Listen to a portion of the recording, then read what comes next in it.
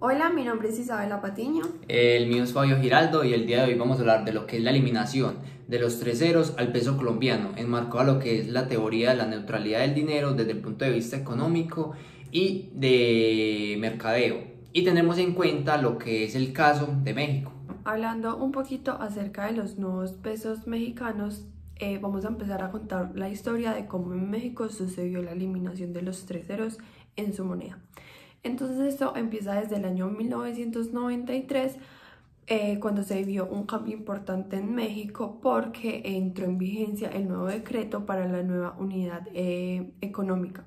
que esta se conocía como los nuevos pesos. Y esto era para sacar de circulación la moneda mexicana que usaba las denominaciones de 1.000 pesos. Y este cambio de moneda tiene su historia. Esta comenzó en los años 80,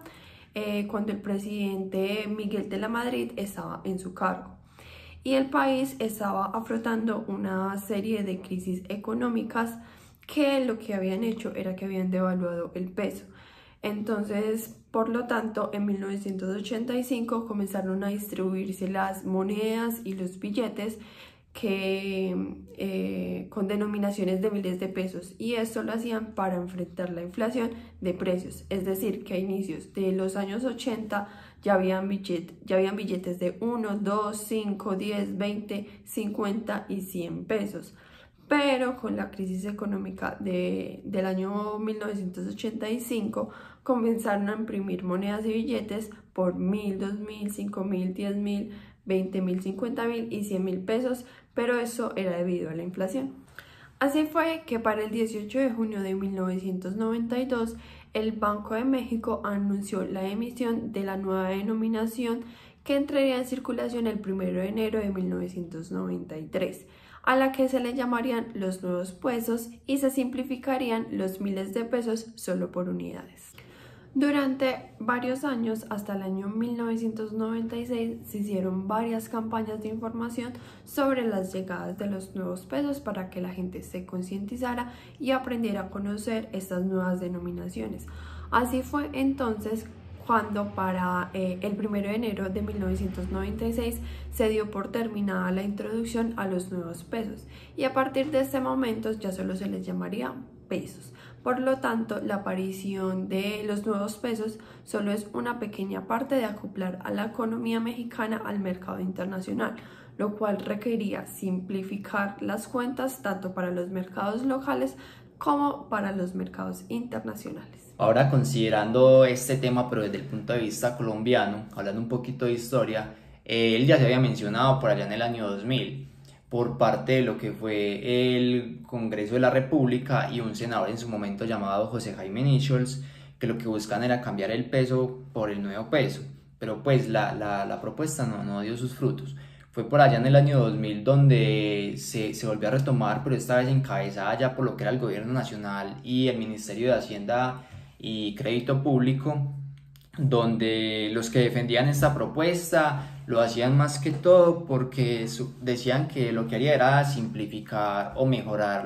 o hacer más sencilla la tarea o la contabilidad de las empresas. Y el Banco de la República pues tenía como una visión pues con esta estrategia, y era como estar al mismo nivel de lo que eran, estar al nivel de las economías que ya se habían ajustado su moneda a esta nueva estrategia, como lo es el caso de Chile, México, Brasil y Perú. El Banco de la República decía que era de gran importancia hacer este ajuste, por lo que Colombia es como la cuarta economía de la región. La eliminación de lo que son los tres pesos, perdón, los tres ceros al peso colombiano, como le decía un poco, era de gran facilidad porque mejoraba lo que eran las finanzas personales, ya que este tipo de cambio o de denominación podría llegar a generar en un corto plazo generaría como un efecto inflacionario que se vería como conllevado por el riesgo latente de que todos los precios que se encuentran al menudeo tiendan como a redondearse. Al hablar de redondeo es como tener en cuenta que los países van a hacer o van a generar un efecto de ajuste de precios,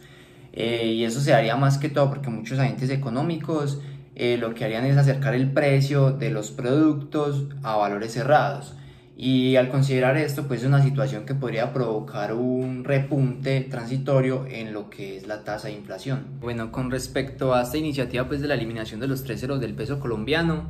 en los últimos 20 años ha reiterado en más de 4 ocasiones, siendo la última en el periodo final de Juan Manuel Santos, que fue, digamos, que ese gobierno en el que se encargaron como de profundizar más que todo en lo que eran las ventajas y las desventajas de su implementación. Cuando se habla de ventajas, más que todo pues con lo que ya se dijo, que era con respecto a lo que es facilitar las transacciones y operaciones contables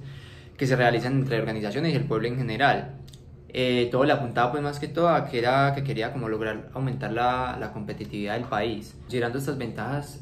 también se puede decir que no serían totalmente una alternativa favorable. Hablando desde el punto de vista de las desventajas, es que por ejemplo llegar pues como a este ajuste en el alza de los precios podría generar efectos negativos en cuanto a los precios dentro del mercado, y a su vez también como un efecto psicológico negativo en todas las personas y familias, ya que se percibirían como una disminución en cuanto a sus ingresos totales por el hecho de tener que redondear todos esos precios y permanecer su renta constante. Desde el punto de vista de lo que es la teoría de la neutralidad del dinero, se puede decir que la eliminación pues de los 3 ceros del peso colombiano sí podría generar efectos, pero en el corto plazo. ¿Por qué? Porque en el corto plazo pues ya los precios están fijados,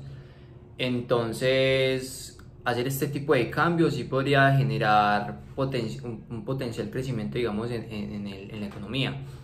Pero a largo plazo no se vería, pues no tendría tantos efectos reales por el hecho de que como en el largo plazo lo que es la economía se ajusta pues a la cantidad de dinero que hay circulante, entonces no se vería tan reflejado. Más que todo es en el corto plazo, desde el punto de vista pues de que puede aumentar o disminuir lo que es el interés y la producción de un país. Pues en pocas palabras, el crecimiento económico. Un crecimiento potencial, por decirlo así, un potencial crecimiento